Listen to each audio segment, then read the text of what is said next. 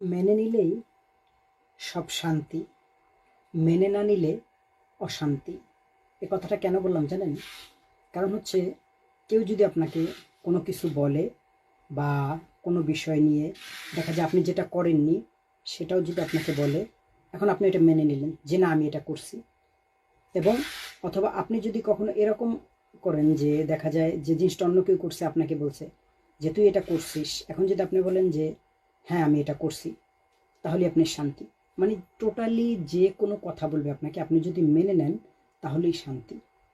আর যখন আপনি ভুলকে বলবেন, আপনি যে জিনিসটা করেননি যখন বলবেন যে না আমি তো এটা করিনি, তখনই শুরু হয়ে যাবে অশান্তি। এটা কি বলে, আপনি যতদিন মানবেন সব কিছু এভরিথিং, তাহলে আপনি শান্তিতে থাকতে পারবেন।